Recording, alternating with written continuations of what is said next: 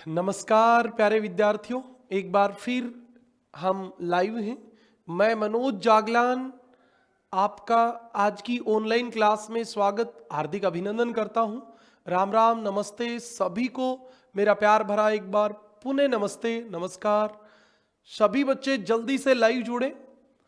जैसा कि आपको पता है, हम महासागरीय धाराएं पढ़ रहे हैं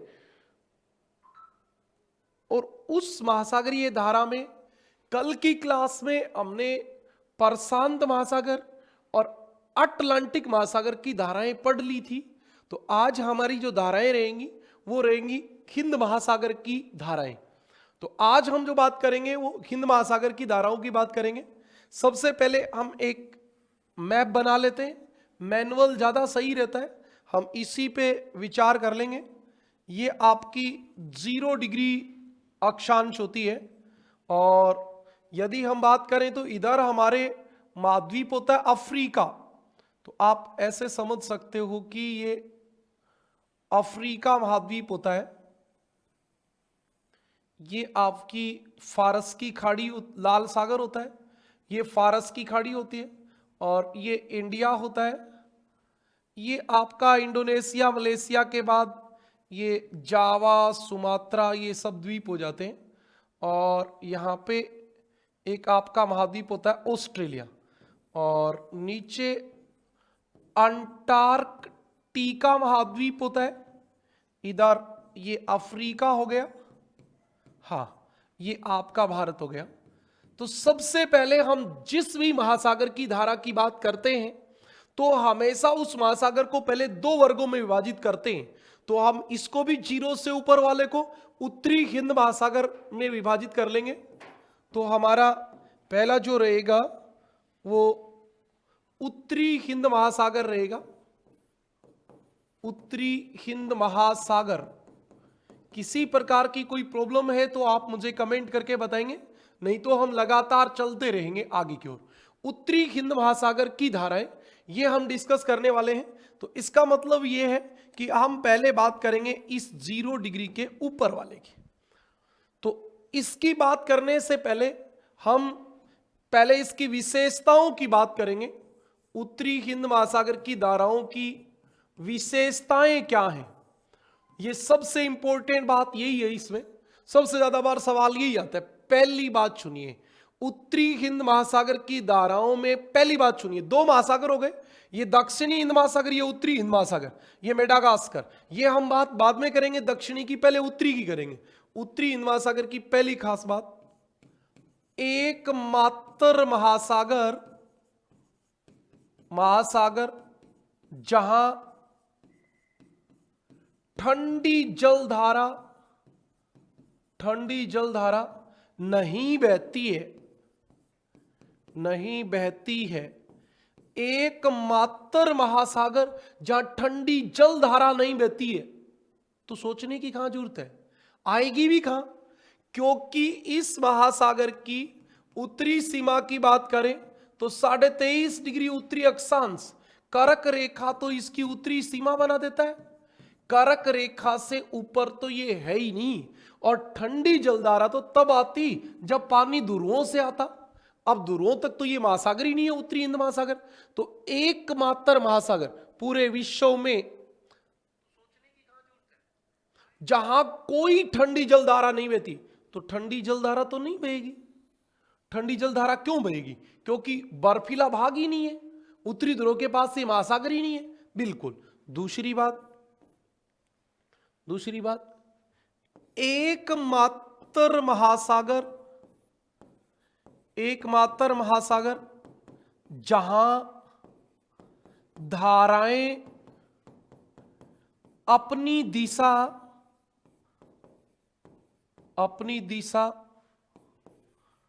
ऋतुओं के अनुसार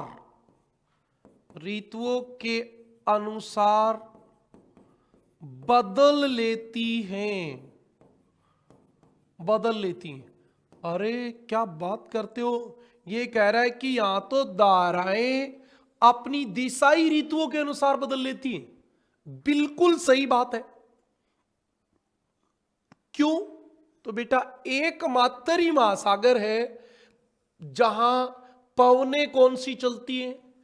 6 महीने जल से स्थल की ओर और 6 महीने जल से 6 महीने स्थल से जल की ओर। शीतकाल में तो आपके पवन चलेंगी ये वाली, और ग्रीष्म काल में आपकी पवन चलेंगी ये वाली। अब आपको एक बात का पता होना चाहिए कि इस क्षेत्र में गर्मी में जो धारा चलेगी वो यहां से चलेगी। कहां से चलेगी? यहां से। याद रखना इस बात को, मैं आपको क्या बताना चाह रहा हूं कि ये धारा यहां से चलेगी और यहां से होके और यहां से होके और यहां आके समाप्त हो जाएगी। ओके, समाप्त हो जाएगी।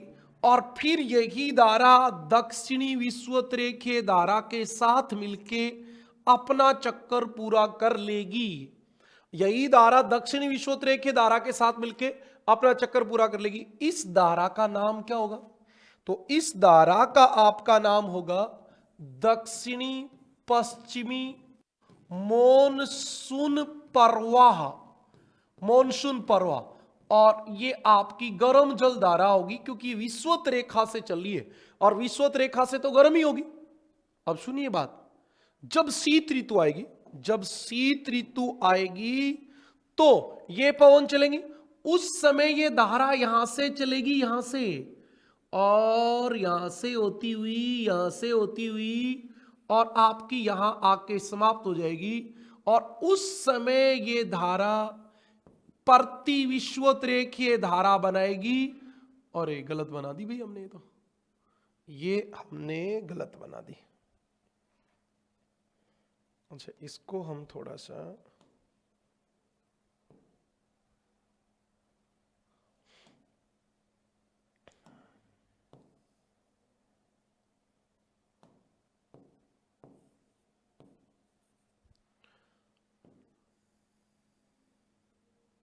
हाँ, हम अब देखते हैं।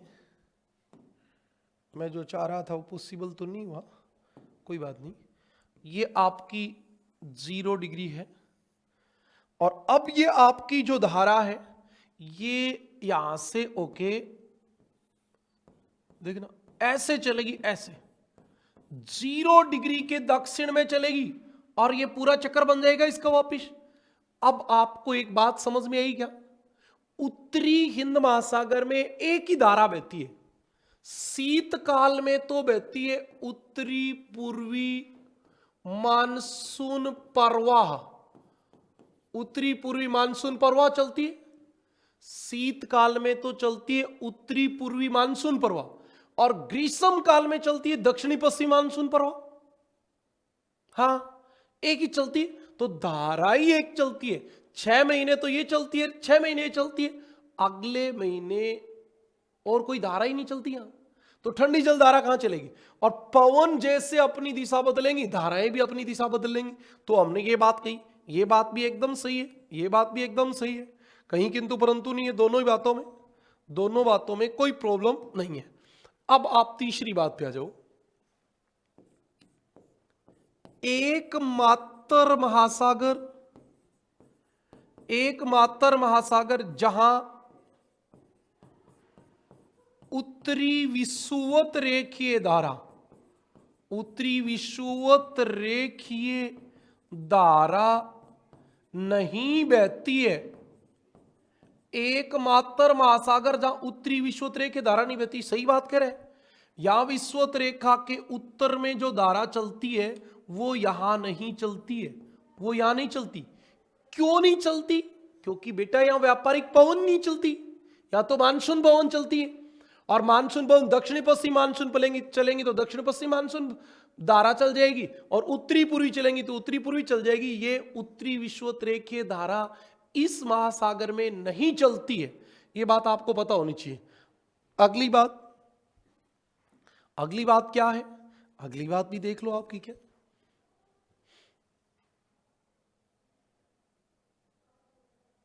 हाँ, एकमात्र महासागर, महासागर जहां प्रति विषुवत रेखीय धारा, प्रति प्रति विषुवत रेखीय धारा विषुवत रेखा के दक्षिण में बहती है, विषुवत रेखा के दक्षिण में बहती है तथा केवल कब बहेगी? केवल शीतकाल में ही जरूरत होती, ग्रीष्म काल में तो जरूरत ही नहीं होती, तथा केवल शीतकाल में बहती है, ग्रीष्म काल में प्रति विषुवत रेखीय धारा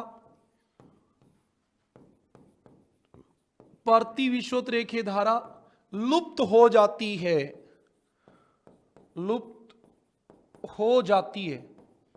प्रति विषुवत रेखीय धारा लुप्त हो जाती है। ये आपकी बात थी जो मैंने आपको बता दी।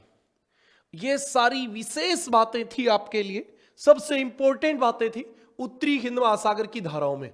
हिंद महासागर में हमने पहले नंबर पे उत्तरी हिंद महासागर की धाराएं पढ़ी, समझ में आ गई। अब दोबारा से मैं आपको ये हिंद महासागर बना के एक बार पुनः बता देता हूं। ये आपका ये लाल सागर, ये फारस की खाड़ी, ये इंडिया, ठीक है जी, ये इंडोनेशिया मलेशिया हो गया, जावा सुमात्रा जो भी है, और ये आपका ऑस्ट्रेलिया हो गया, है ना। थोड़ा सा इसको अफ्रीका को हम ऐसे बना दे। ये आपका 0 डिग्री होता है, 0 डिग्री। क्यों? नीचे आपका एक महाद्वीप होता है अंटार्कटिका। अब आपको एक बात का पता होना चाहिए कि हमारे रियलिटी में होती क्या है। इसमें ये पवन चलती है ग्रीष्म काल में तो ये पवन चलती है, और शीतकाल में पवन चलती है ये शीतकाल में चलती। अब इनका नाम और पवन के आधार पे देखो, ग्रीष्म काल में हमारे धारा यहां से चलेगी और अरब सागर बंगाल की खाड़ी से होती हुई मलक्का जलडमरू के पास आके समाप्त हो जाएगी। इस धारा का नाम क्या होगा? इस धारा का नाम होगा दक्षिणी पश्चिमी मॉनसून प्रवाह, और ये आपको याद रखना है गर्म जल धारा है ये वाली।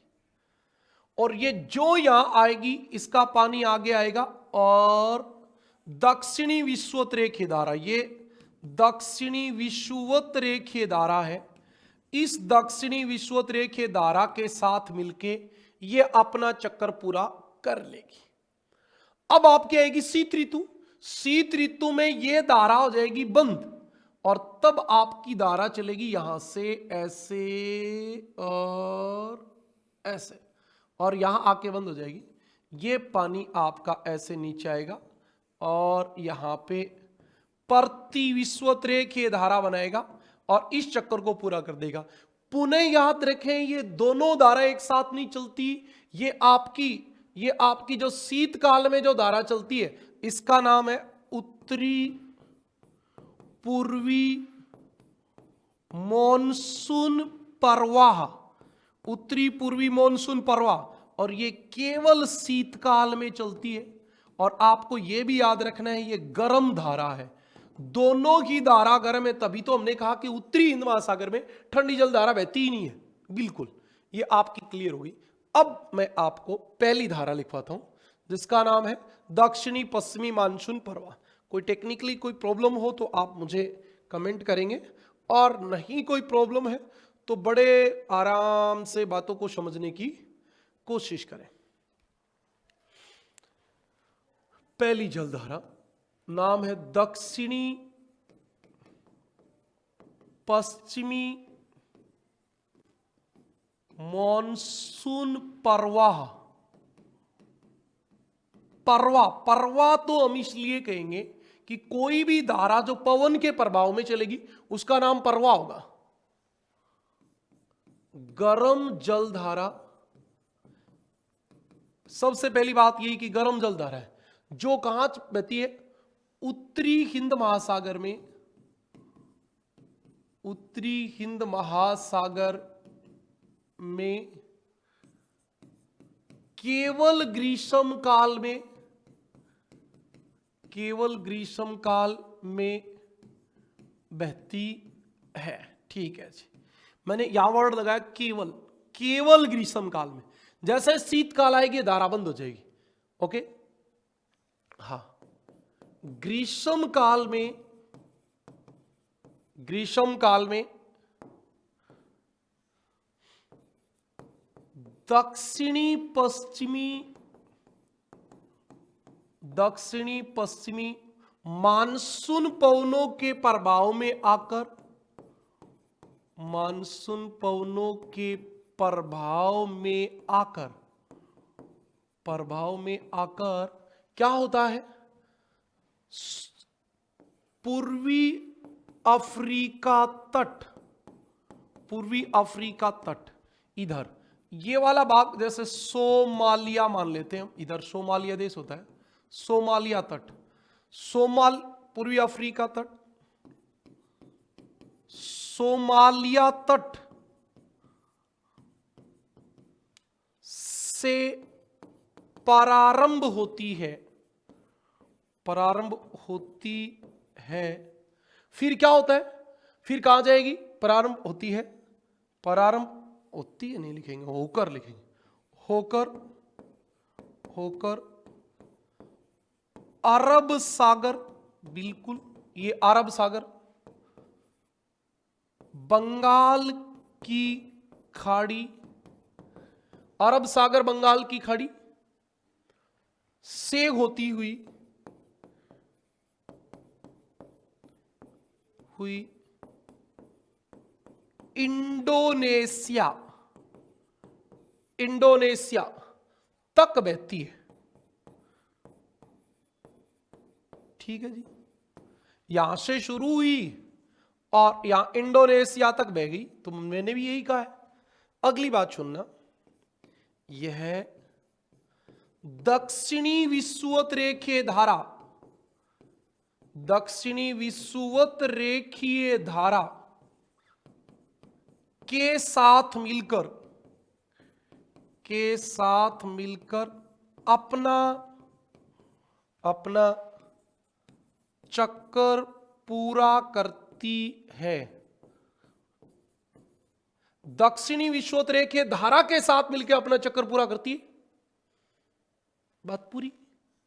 ग्रीष्म काल में आपको मामला समझ में आ गया, कौन सी धारा चलती है, क्यों चलती है। ओके, समझ में आ गई। एक बात तो लिख दो, अतः ग्रीष्म काल में, ग्रीष्म काल में प्रति विषुवत रेखीय धारा, प्रति विषुवत रेखीय धारा नहीं बहती है, प्रति विषुवत रेखीय धारा नहीं बहती, जरूरत ही नहीं है साहब।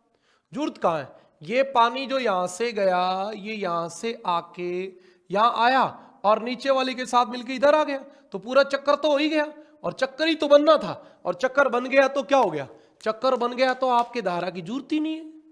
बिल्कुल सही बात है। और बताओ, और बताइए कोई बात जो विशेष हो। यहां तक की बात समझ में आ गई क्या, एक बार आप कमेंट करें।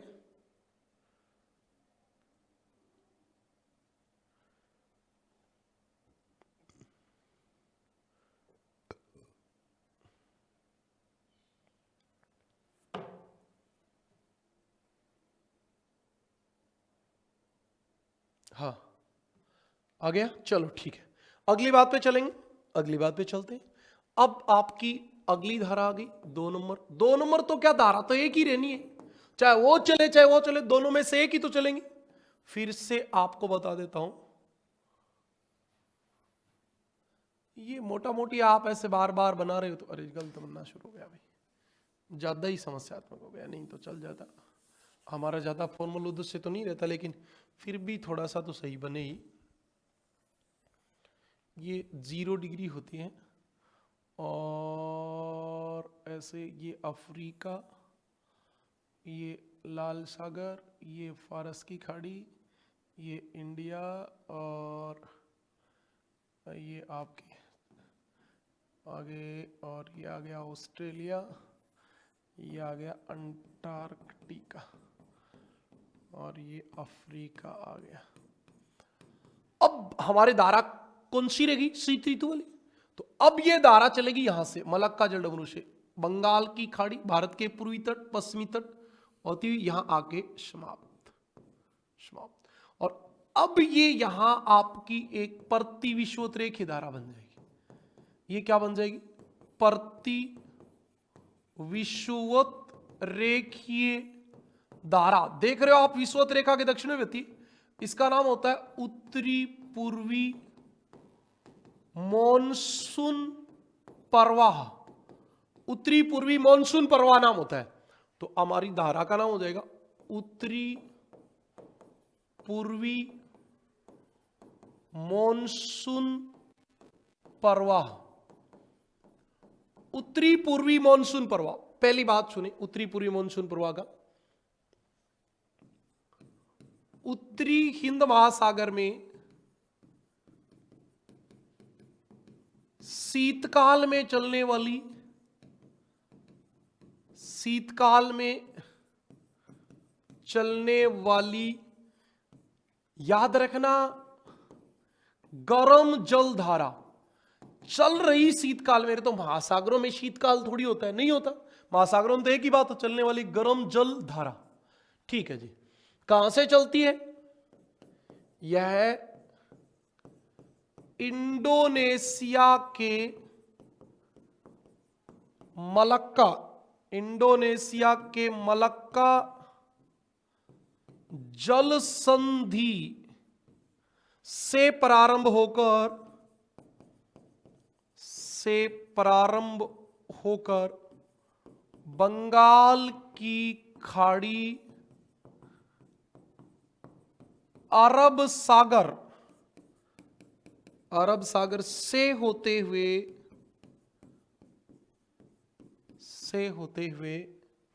कहां तक बहती है? अदन की खाड़ी तक बहती है। अदन की खाड़ी तक बहती है, मतलब इसके सामने तक बहती है। अदन की खाड़ी तक बहती है। इसमें एक बात और बताऊंगा आपको। इसके बाद यह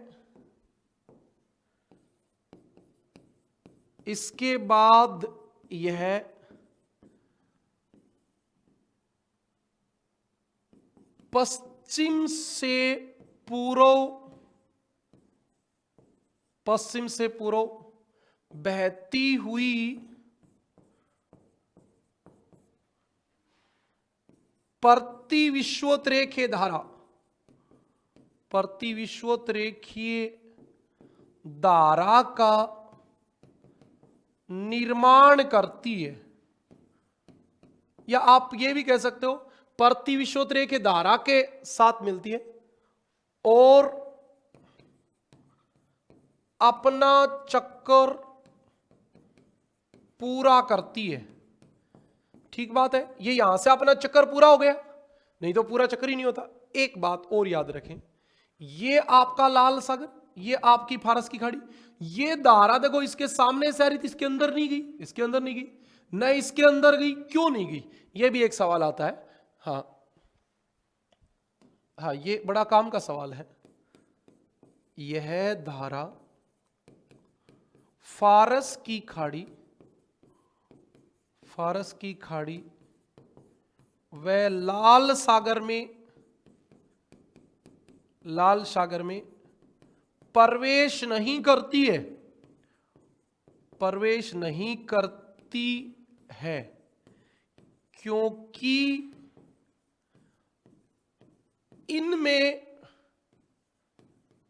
इनमें तापमान अधिक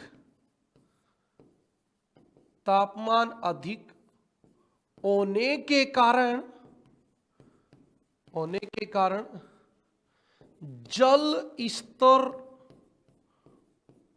ऊंचा होता है, या तापमान ज्यादा होता है, और तापमान टेम्परेचर ज्यादा रहेगा तो फिर आपको पता है पानी गर्म होकर ऊपर उठ जाएगा। लेकिन एक बात और लागू होती है, उसको दोबारा से सुने आप, नोट, लाल सागर व फारस की खाड़ी में, फारस की खाड़ी में लवणता अधिक है, परंतु लवणता का प्रभाव तापमान समाप्त कर देता है।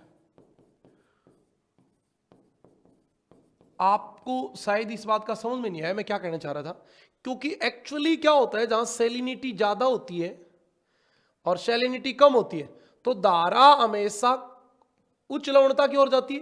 तो इनमें लवणता ज्यादा है तो धारा अंदर जानी चाहिए थी, लेकिन गई ही नहीं। क्यों नहीं गई? मानना कि लवणता ज्यादा है लेकिन यहां टेम्परेचर भी ज्यादा है और इधर टेम्परेचर कम है, और आपको पता होगा टेम्परेचर में धारा उच्च तापमान से निम्न तापमान की ओर चलती है।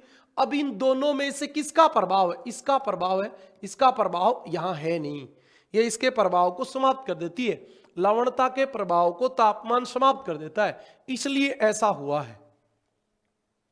ये आपका उत्तरी हिंद महासागर की धाराएं जो थी वो कंप्लीट हो गई। बताओ कोई समस्या यहां तक की बातों में, यहां आपको लगी तो बताओ भी। चलो नहीं लगी। अब मैं आपको जो धारा पढ़ाऊंगा वो पढ़ाऊंगा दक्षिणी हिंद महासागर की धाराएं। तो ये तो हमारे लिए बहुत आसान रहेंगी। 0 डिग्री, हाँ, ये आपका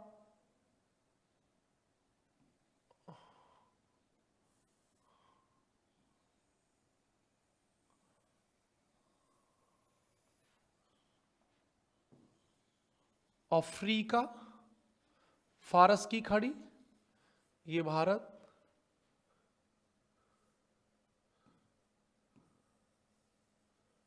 ये इंडोनेशिया मलेशिया हो जाएगा, इधर ये हो जाएगा ऑस्ट्रेलिया, है ना। तो ऊपर वाला तो हमने पूरा पढ़ ही लिया कि एक धारा तो ये यहां से यहां चलेगी, और जब ये नहीं चलेगी तब यहां ऐसे एक धारा यहां चलेगी, दोनों में से एक चलेगी। ये तो पूरी होगी। अब नीचे वाले की बात करो, नीचे धाराएं कितनी चलती हैं? एक तो चलती है ये, सब महासागरों की तरह इसका नाम होता है दक्षिणी विषुवत रेखीय धारा। वही व्यापारिक पवनों, क्योंकि दक्षिणी हिंद महासागर में तो कोई विशेष है ही नहीं। दक्षिणी हिंद महासागर तो बाकी महासागरों के समान है। दक्षिणी हिंद महासागर जैसे बाकी के दक्षिणी हिंद महासागर है वैसा ही हिंद महासागर है, कोई अंतर नहीं है। अब ये धारा चलती है, ये धारा यहां से आके इधर मुड़ती है, ठीक है। मुड़ते ही इसके आगे यहां जाता है मेडागास्कर, और ये धारा जैसे ऐसे मुड़ती है ऐसे इससे टकराती है, टकराने के बाद एक धारा इधर से और एक धारा इधर से हो जाती है, और ये वापिस आके दोनों एक हो जाती है और ये आगे तक चलती रहती। जब तक 40 डिग्री दक्षिण नहीं आएगा तब तक चलती रहेंगी। जैसे 40 डिग्री दक्षिण आएगा इनकी दिशा पश्चिम से पूर्व हो जाएगी, और पश्चिम से पूर्व ये ऐसे चलती जाएगी। लेकिन कोरियालिस बल के प्रभाव से एक धारा इधर से इधर हो जाएगी, ये इसका नाम होगा पश्चिमी ऑस्ट्रेलियाई धारा, और ये कैसी होगी? ठंडी ठंडी होगी। और ये होगा दक्षिणी हिंद महासागर प्रवाह। सब दक्षिणी हिंद महासागर जो भी है, चाहे दक्षिण अटलांटिक हो चाहे दक्षिण प्रशांत हो, सब ठंडे। इसका नाम होगा, जैसे हम चलो इसका कलर वैसे चेंज कर लेते तो ज्यादा सही हो जाता, क्योंकि ये गर्म है, ये ऐसे, ये और ये यहां तक, ये ठीक है, ठंडी चल जाएगी। इसका नाम होता है पूर्वी अफ्रीका धारा। जैसे ही इसके टकराती है इसका नाम हो जाता है मोजाम्बिक धारा। क्या सवाल है ये, मोजाम्बिक चैनल से बहेगी मोजाम्बिक धारा। ये मेडागास्कर के पूर्व से बहती है मेडागास्कर धारा। दोनों गर्म होंगी, कॉमनली बात है, गर्म, ये भी गर्म। ये जैसे दोनों आपस में मिल जाती हैं इसका नाम हो जाता है एगुलाहास धारा। तो आप देखिए ये भी गर्म और ये ठंडी, ये ठंडी। आप दिमाग लगाइए अपना, दक्षिण विषुवत धारा सभी धाराओं की तरह, सभी महासागरों की तरह पूर्व से पश्चिम बहती है। जो कोरियालिस बल के कारण बाईं ओर मुड़ी, मेडागास्कर आ गया, दो भागों में बट गई, मेडागास्कर धारा, मोजाम्बिक धारा। जैसे द्वीप समाप्त तो दोनों एक होगी, अगुलास द्वीप के पास अगुलास धारा। फिर पछुआ पवन आई, पश्चिम से पूर्व चलना शुरू होगी, दक्षिणी हिंद महासागरीय प्रवाह, ऑस्ट्रेलिया के पश्चिम से भी पश्चिमी ऑस्ट्रेलिया धारा विषुवत रेखा की ओर जाएगी तो ठंडी होगी। बात खत्म बस। नंबर एक आपकी धारा है दक्षिणी विषुवत रेखीय धारा। दक्षिणी विषुवत रेखीय धारा ये आपकी पहली धारा है। यह 10 डिग्री दक्षिण पर पूर्व से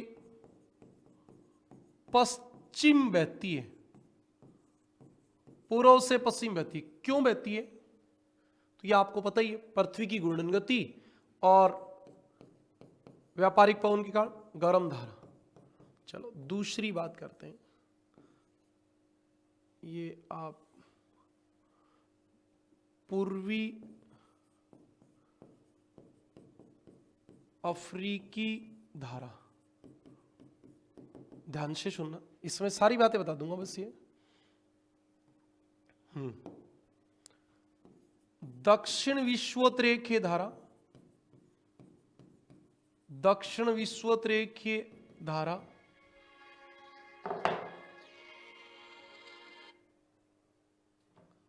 दक्षिण विषुवत रेखीय धारा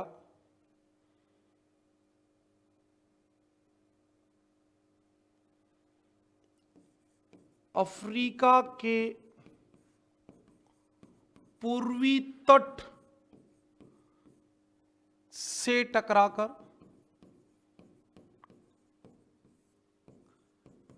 कोरियालिस बल के प्रभाव से दक्षिण या आप कह सकते हो बाईं, दक्षिण की ओर मुड़ती है। ठीक है जी। यह मेडागास्कर द्वीप से टकराकर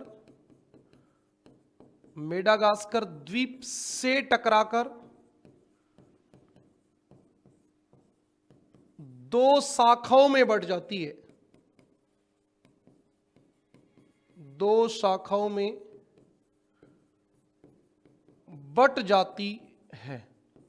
सही बात है, अभी दो शाखाओं में बढ़ जाती है। नंबर 1 मोजाम्बिक धारा। मोजाम्बिक धारा यह बस इतनी बात है, मोजाम्बिक चैनल से बहती है। यह मोजाम्बिक चैनल से बहती है। और दूसरी मेडागास्कर धारा, यह मेडागास्कर द्वीप के पूर्वी तट से बहती है। पूर्वी तट से बहती है। ठीक है, दोनों हो गई। अब अगली बात पे चलेंगे आगे।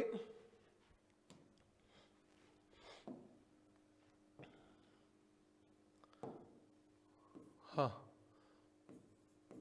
मोजाम्बिक व मेडागास्कर धारा मोजाम्बिक व मेडागास्कर धारा 30 डिग्री दक्षिण पर दोनों आपस में मिल जाती हैं, दोनों आपस में मिल जाती हैं। इनके संयुक्त जल को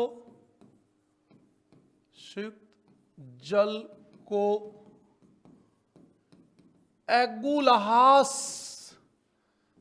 धारा कहते हैं। इन दोनों के संयुक्त जल को अगुलहास धारा कहते हैं। ठीक है, क्या कहते हैं? अगुलहास धारा। अब हमारी एक्चुअली में देखें तो धारा तो 1 2 3 4 5 हो गई, लेकिन चलो उन सबको एक बना देते हैं। अब आ गया दक्षिणी हिंद महासागरीय प्रवाह।